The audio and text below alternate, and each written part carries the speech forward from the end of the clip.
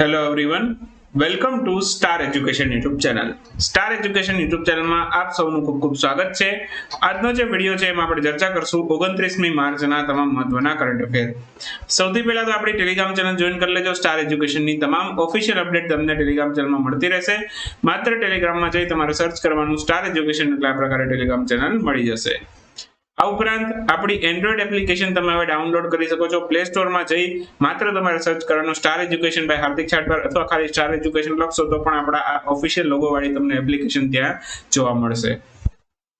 અને વિવિધ પ્રકારના કોર્સ છે, બરાબર, એમાં તમે જોઈન થઈ શકો છો. એપ્લિકેશનની અંદર બાય કોર્સનું બટન હશે, ત્યાંથી તમે જેટલા પણ કોર્સ અવેલેબલ છે એ કોર્સની અંદર તમે જોઈન થઈ શકો છો.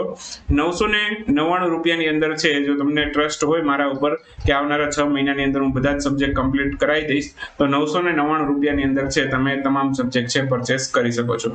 બરાબર, 6 મહિનાની વેલિડિટી મળશે. શરૂ કરીએ આજનો વિડીયો.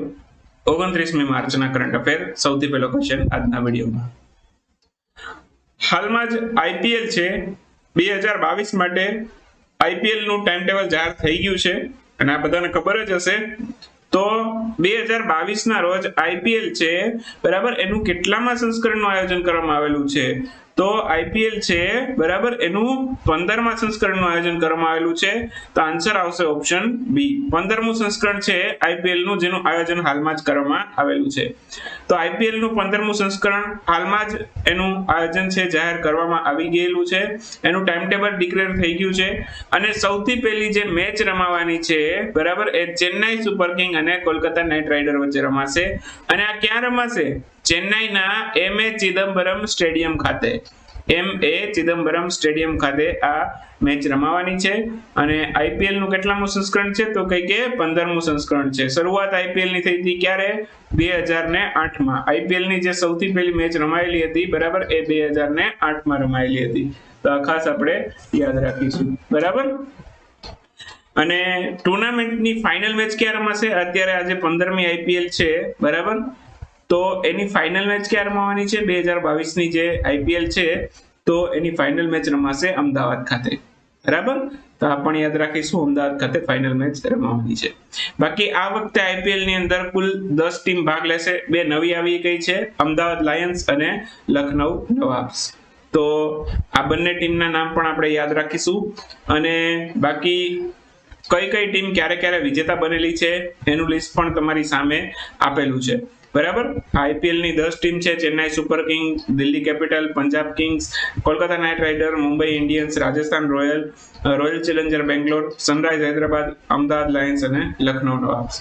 તો આ 10 ટીમો ભાગ લેવાની છે. ક્વેશ્ચન એવો આવે કે આમાંથી કઈ ટીમ ભાગ લેવા આઈપીએલ ના 15મા સંસ્કરણની અંદર છે, બરાબર, કઈ બે નવી ટીમ ઉમેરાણી એવું પૂછે તો અમદાવાદ લાયન્સ અને લખનઉ નવાબ, એવી રીતે ક્વેશ્ચન નીકળી શકે, બરાબર.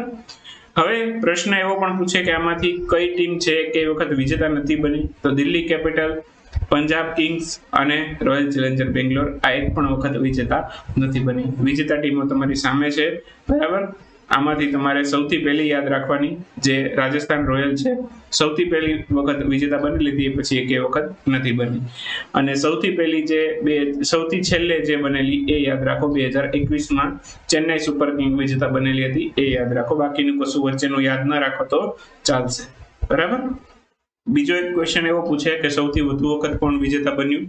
તો મુંબઈ ઇન્ડિયન્સ છે સૌથી વધુ વખત વિજેતા બનેલું છે. તો આમાં તમે જોઈ શકો છો સૌથી વધુ વખત મુંબઈ ઇન્ડિયન્સ છે. ઓકે, તો આટલી માહિતી ઇનફ છે તમારા માટે. બાકી એક એક લીટી યાદ રાખવાની જરૂર નથી, જસ્ટ તમારી જાણ માટે આપેલું છે. ક્વેશ્ચન કેવી રીતે પૂછાઈ શકે તમને ખબર હોવી જોઈએ એટલા માટે. ચાલો, તાજેતરમાં કયા દિવસને રાષ્ટ્રીય ડોલ્ફિન દિવસ તરીકે ઉજવવાનું જાહેર કરવામાં આવેલું છે? નવા દિવસો એડ થતા જાય છે અને આપણા માટે અગત્યના છે.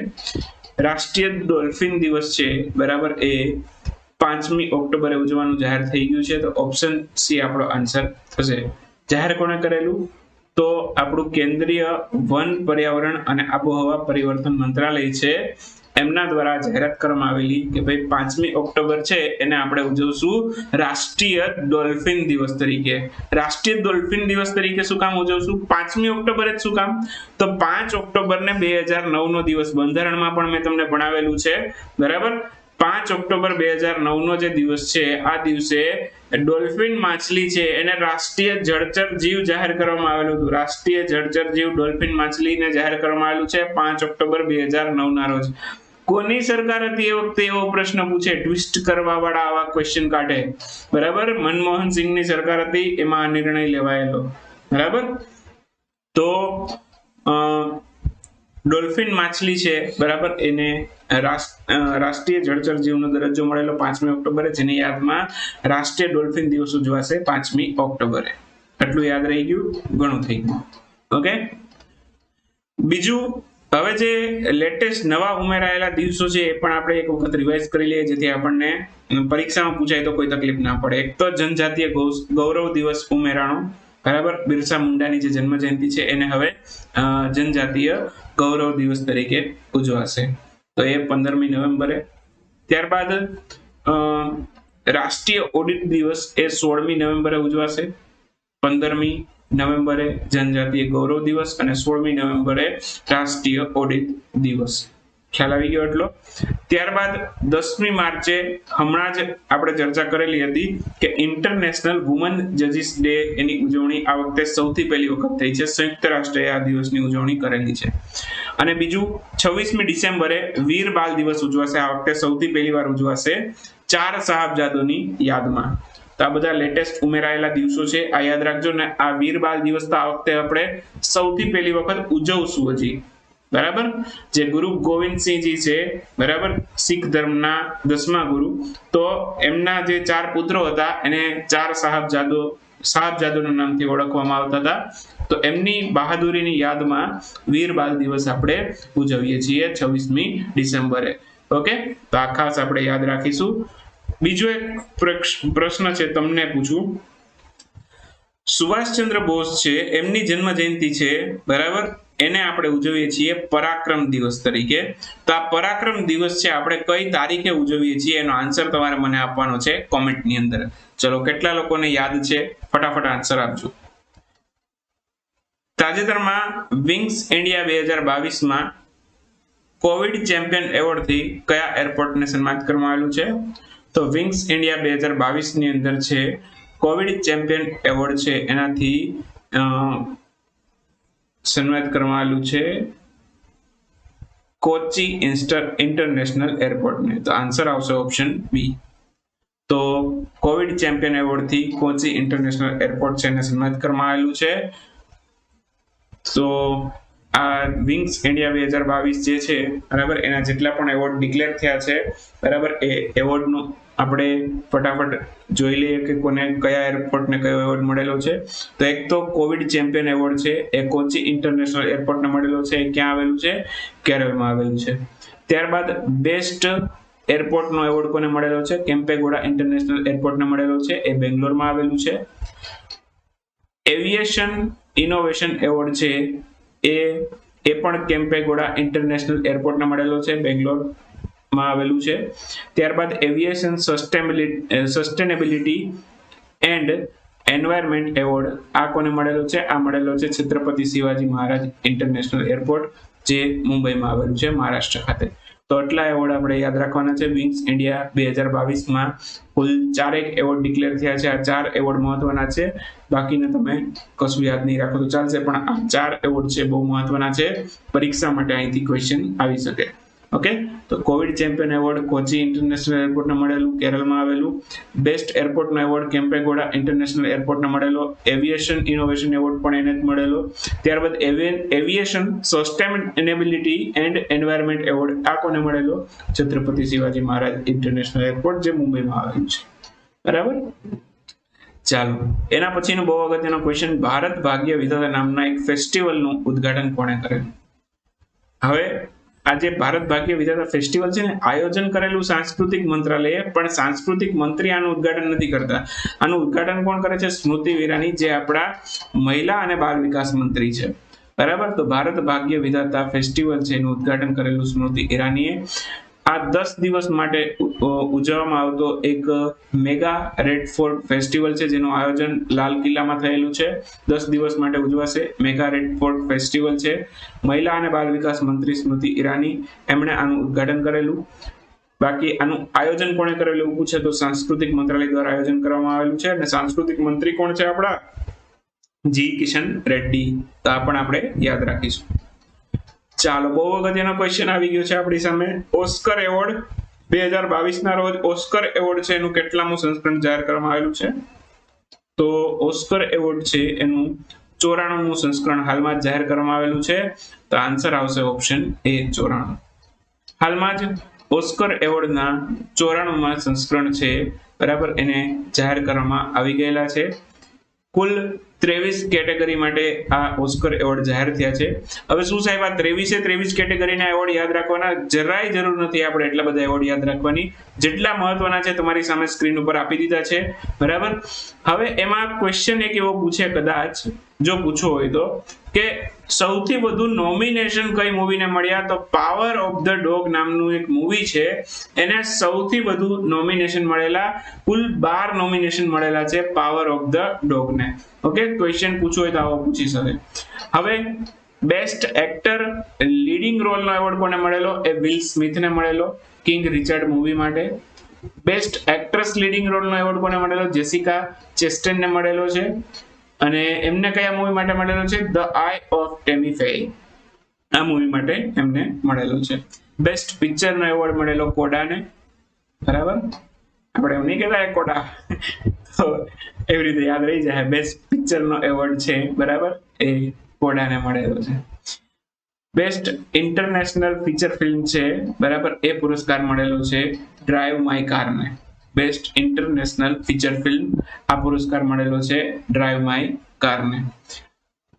બેસ્ટ ડોક્યુમેન્ટરી શોર્ટ ફિલ્મનો પુરસ્કાર મળેલો છે ધ ક્વીન ઓફ બાસ્કેટબોલને.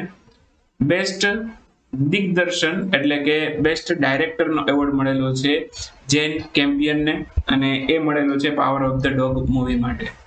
એના પછી બેસ્ટ એનિમેટેડ ફીચર ફિલ્મનો એવોર્ડ મળેલો છે એનકાન્ટોને.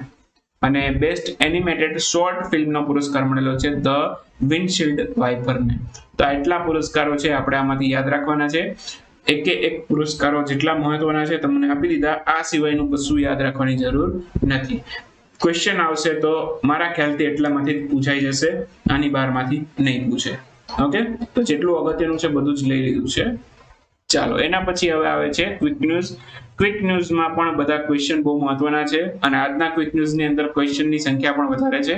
તો શાંતિથી એકદમ મગજ ફ્રેશ રાખીને તમારે બધા ક્વિક ન્યૂઝના ક્વેશ્ચન સાંભળવાના છે ને યાદ રાખવાના છે. સૌથી પહેલો ક્વેશ્ચન છે, ફારસની ખાડીમાં ડૂબેલું એક જહાજ જેનું નામ છે અલ સાલ્મી 6. ઓકે, આ કાર લઈને જનાર એક માલવાહક જહાજ હતું અને આ જહાજ ડૂબી ગયું. આ જહાજ કયા દેશનું છે એવું કહેવાનું છે. તો જહાજ છે સંયુક્ત અરબ અમીરાતનું. બરાબર, જહાજનું નામ યાદ રાખી લેજો બરાબર. તો અલ આવે એટલે અરબી દેશ હોય એટલી તો ખબર પડી જવી જોઈએ બરાબર. અલ સાલ્મી 6 નામનું જહાજ હતું, સંયુક્ત અરબ અમીરાતનું હતું, ડૂબી ગયું ફારસની ખાડીમાં બરાબર. ચાલો આગળ જઈએ. UN assistance mission in Afghanistan. Okay, એને સંયુક્ત રાષ્ટ્રની સિક્યુરિટી કાઉન્સિલ છે એને કેટલા વર્ષ માટે એક્સટેન્ડ કરી દીધું છે આને? તો આ મિશનને એક્સટેન્ડ કર્યું છે 1 વર્ષ માટે સંયુક્ત રાષ્ટ્રની સિક્યુરિટી કાઉન્સિલે. અને તમને ખ્યાલ હોય તો અત્યારે ભારત પાસે સંયુક્ત રાષ્ટ્રની સિક્યુરિટી કાઉન્સિલ છે બરાબર, એની અધ્યક્ષતા પણ છે બરાબર. ચાલો આગળ જશું. તાજેતરમાં ગુજરાતના આદિવાસીઓ દ્વારા કઈ નદીઓને જોડવાની એક પરિયોજના છે જેના વિરોધમાં એક સભાનું આયોજન કરવામાં આવેલું છે? તો પાર, તાપી અને નર્મદા નદી છે એને એક સાથે જોડવા માટેની એક પરિયોજના છે બરાબર. અને આના વિરોધ માટે થઈને એક આદિવાસીઓ દ્વારા એક સભાનું આયોજન કરવામાં આવેલું છે. અને આ યોજના અંતર્ગત છે 7 નવા બંધ પણ બનાવવામાં આવશે. તો આ પણ આપણે યાદ રાખીશું. ચાલો, એના પછી છે, હાલમાં કયા આઈઆઈટી ના વૈજ્ઞાનિકો છે એને હરણના શવમાંથી એન્થ્રેક્સની હાજરી જોવા મળી છે. એન્થ્રેક્સ છે બરાબર એક પ્રકારનો જીવલેણ રોગ છે. તો આ એન્થ્રેક્સ છે એક બેક્ટેરિયાથી થતો રોગ છે અને આઈઆઈટી મદ્રાસના વૈજ્ઞાનિકો છે બરાબર એને આ હરણના શવમાંથી આની હાજરી જોવા મળી છે. તાજેતરમાં કયા દેશે વિશ્વના સૌથી મોટા સસ્પેન્શન બ્રિજનું ઉદ્ઘાટન કર્યું છે? વિશ્વનો સૌથી મોટો સસ્પેન્શન બ્રિજ એનું ઉદ્ઘાટન કર્યું છે તુર્કીએ. અને આ બ્રિજનું નામ પણ યાદ રાખજો, કનકકાલે. કનકકાલે નામનો બ્રિજ છે, સસ્પેન્શન બ્રિજ, જેનું ઉદ્ઘાટન તુર્કીએ કરેલું છે. એના પછી આગળ જશું. નરેન્દ્રભાઈ મોદી એમણે મલયાલી વર્તમાન પત્ર છે એની 100મી વાર્ષિક વર્ષગાંઠ સમારોહ એનું ઉદ્ઘાટન કર્યું. આનું નામ જણાવો. એકચ્યુઅલમાં આ જે વર્તમાન પત્ર છે બરાબર એના 100 વર્ષ પૂરા થશે 2023માં. 1923માં આની સ્થાપના થયેલી આ વર્તમાન પત્રની અને 2023માં આના 100 વર્ષ પૂરા થશે. તો એક વર્ષ પહેલા જ આની ઉજવણી કરી રહ્યા છે તેઓ, અને આખું એક વર્ષ સુધી આની ઉજવણી થશે. અને આ વાર્ષિક સમારોહનું નામ રાખેલું છે માતૃભૂમિ. બરાબર, ટોટલ એક વર્ષ માટે ઉજવાશે. ચાલો આગળ જશું. હાલમાં જ ભારતમાં પહેલી વખત બરફની દિવાલ પર ચડવા માટેની એક પ્રતિયોગિતા અથવા તો એક સ્પર્ધાનું આયોજન કરવામાં આવ્યું છે. આ સ્પર્ધાનું આયોજન છે ક્યાં કરવામાં આવ્યું છે? આ સ્પર્ધાનું આયોજન કરવામાં આવ્યું છે લદ્દાખ ખાતે. તો આન્સર આવશે લદ્દાખ. બરાબર. અને આ સ્પર્ધાનું આયોજન કોણે કરેલું એવું પૂછે તો ITBP, Indo Tibetan border police force, એમના દ્વારા આનું આયોજન કરવામાં આવેલું છે. બરાબર, તો આ પણ આપણે યાદ રાખશું. ચાલો એના પછી તાજેતરમાં સંયુક્ત રાષ્ટ્રમાં ભારતના પ્રતિનિધિ ટીએસ તિરુમૂર્તિ, એમનો કાર્યકાલ છે રશિયા યુક્રેન વારના કારણે કેટલા સમય માટે એક્સટેન્ડ કરવામાં આવેલો છે? તો રશિયા અને યુક્રેન વચ્ચે અત્યારે વાર ચાલી રહી છે અને એમને ધ્યાનમાં લઈને ટીએસ તિરુમૂર્તિ જે સંયુક્ત રાષ્ટ્રની અંદર ભારતના પ્રતિનિધિ છે તો એમનો કાર્યકાલ 3 મહિના માટે એક્સટેન્ડ કરી દેવાયો છે. બરાબર. ચાલો એના પછીનો ક્વેશ્ચન છે ઝારખંડ હાઈકોર્ટ છે એના પૂર્વ ન્યાયાધીશ હરીશચંદ્ર મિશ્રા એ કયા રાજ્યના કેન્દ્ર શાસિત પ્રદેશો, કયા રાજ્ય અથવા તો કયા કેન્દ્ર શાસિત પ્રદેશ છે એના લોકાયુક્ત તરીકે નિયુક્ત થયા છે? ઇન શોર્ટ ક્વેશ્ચન એવો છે કે ઝારખંડના જે પૂર્વ ન્યાયાધીશ હતા જેમનું નામ છે હરીશચંદ્ર મિશ્રા, એ કયા રાજ્ય અથવા તો કયા કેન્દ્ર શાસિત પ્રદેશના હાલમાં લોકાયુક્ત તરીકે નિયુક્ત થયા છે? તો દિલ્હીના નવા લોકાયુક્ત બન્યા છે હરીશચંદ્ર મિશ્રા. તો આ યાદ રાખીશું, હરીશચંદ્ર મિશ્રા. હાલમાં જ છે